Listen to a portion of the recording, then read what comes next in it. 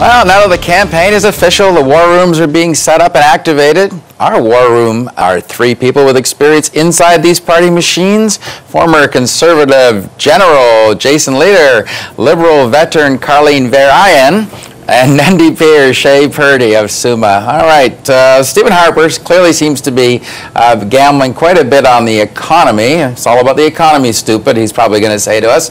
Let's roll the party's opening shot in this campaign attack ad. This election is about our economy, your job, your family, your retirement. The stakes are high, and we have a choice. The wrong leader will do real harm. Justin thinks budgets balance themselves. He's just not ready. Thomas Mulcair, career politician. He and the NDP would wreck our economy. Prime Minister Stephen Harper, proven leadership for a stronger economy. All right, Jason. Today the loonie hit an 11-year low. We're about 1 month away from GDP results that say we're officially in a recession. Why on earth is the Prime Minister campaigning on an economy after having 10 years of supervising it? Well, I mean, Don, I guess it's where you start from and who you're campaigning against. The Prime Minister's campaigned on on the economy 3 times now, or 4 essentially, if you count all the campaigns that he's campaigned on. In 2008, we had a disastrous, sort of economic meltdown during the campaign. In 2011, things were very stable, but on both occasions, our message was actually similar, which was, if you want a proven manager, here's your guy. The difference is Trudeau's going to raise your taxes. Trudeau's got a bunch of things that we don't think are going to work. And Mulcair, has never run Mr. Mulcair has never run an economy at all. And so you don't have to run against perfection. Canada's got a very strong economy, one of the best in the G7, or at least it's weathered the storm very well. You just got to beat your opponents. And our bet, and I think the Prime Minister's right on this, is that he's going to beat Mr. Mulcair and Mr. Trudeau in a contest on the economy. All right, Shea. So Stephen Harper takes credit when the economy does well, and he doesn't take any blame if it's starting to go down. In fact, he says you got to vote for him to save it. How does your guy respond to all this? Well, that's just the case, Don. You were quite right to point to the fact that it's a bit of a gamble, kind of pushing hard on the economy, especially at this time. The economy hasn't been doing so well, and the playing field is very much leveled over the course of the campaign. People will be looking and listening to what all 3 of the main leaders say on the economy, and Harper just has lost the high ground to point at the others and say, imagine how bad it would be if these guys were in charge. He just can't do that anymore. It doesn't wash. Carleen, lest we forget, the Liberals handed, what, a $13 billion surplus over to the Conservatives? Yeah, and it's all gone. It's all gone, Don. Now, I want to go back to what Jason was saying. I mean, the truth is, Stephen Harper has historically won when we've all spent our time talking about the economy in an election cycle. And it worked in 2008 and it worked in 2011. But I think what's different here is you don't push a reset button every time there's a new election. Canadians have long memories. They were around in 2011, they were around in 2008, and they've seen Stephen Harper promise over and over again that he is the right manager for this economy. And fool me once, shame on you. Fool me twice, shame on me. So this is the 3rd time, and we see that the loonies are the record low. We have one of the worst economies right now in the G7, actually, in terms of 10-year, year-over-year performance. And so I don't think that message that you showed on their ad is actually going to be as successful as it has been in the past. I mean, what do you do, Jason, in the war room if the numbers come out, and they're due out in about 3 weeks, that will confirm probably that we're in a technical recession? How does the Prime Minister respond to that? Well, I can promise you that whatever the numbers are, I mean, we look around us, Don, and listen, Canada's in pretty decent shape, right? People are reading the newspaper, they're reading about Greece, they're reading about all sorts of other areas in the world which are having a very difficult, I can promise you that no matter what the news is, it will not be worse than September of 2008 when we faced a literal global economic meltdown. The message will be the same. There's troubled waters out there. Whether we're sort of up or down, there's only one person who can actually steer this ship through the recession or through whatever it is that we're going to be facing, and I have a lot of confidence that message will actually get through. All right. There's a former media guy named Corey Tenike, who's now the mouthpiece for the Conservative election campaign, and he was asked earlier today about Justin Trudeau and the upcoming debate on Thursday. This is what he had to say about Justin Trudeau. Have a listen. I think if he comes on stage with his pants on, he'll probably exceed expectations, but the lowering of those expectations is something that he's done for himself through his own statements and lack of policy and other things that he's put out over the last 2 years. How does that make you feel? If he shows up with his pants on, he's exceeded expectations. I think that there's something to be said for having wit in the way that you attack your adversaries, but there's something entirely different to be said for just making statements that that go a little bit over the line. And I don't think that any Canadian who saw what Mr. Tenike said really kind of felt themselves nodding, going, "Oh yeah," you know. I mean, it really seemed a little bit. It came a little bit out of left field. I think that over the last few months, Canadians have seen Trudeau perform in speeches, do rallies and different events across the country, and they've seen how he connects with people. They've seen how he speaks individually or in a crowd, and I don't think their expectations are that low at all. If he'd been clever, he would have said with his shirt on, because there was the attack ad that had his shirt off. No, you should be writing the attacks, Don. I'm not going to go there. You're hired, Don. No, please. Jason, I mean, you acted in a fairly classy way during the last election campaign when you were in the war room. Did Corey go over the line a little bit in your view?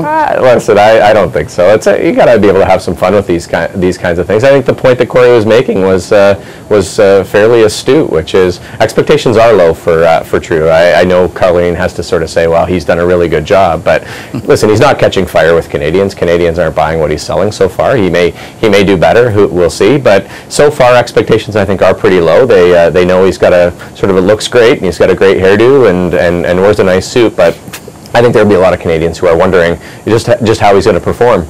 The difficulty for him is he's up against two very seasoned politicians and debaters. I mean, Trudeau's up against Mulcair and Harper, who are both pretty steady on their feet.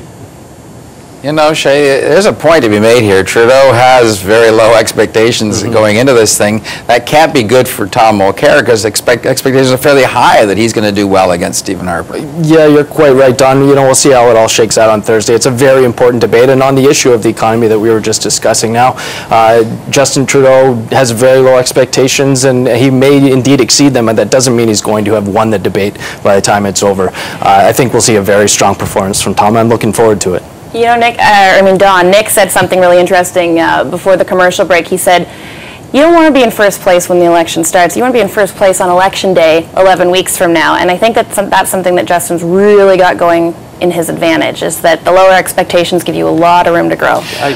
I'm not sure about that. I don't think being an underdog or a come from behind was in the strategy for the Liberals at any point until he actually went way down this campaign. So there's strategy now.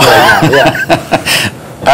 Jason, I want to get your thoughts on this. Yeah. The Conservative leader, we got to stop calling him Prime Minister, because he is the leader of a party now, not acting as a Prime Minister, but the Conservative leader did roll out a promise today, and I'm curious what you thought of the timing of that. Do you roll out your big promises early, or do you hold something back for when things really heat up in the second half of this campaign? Yeah, it's a good question, Don.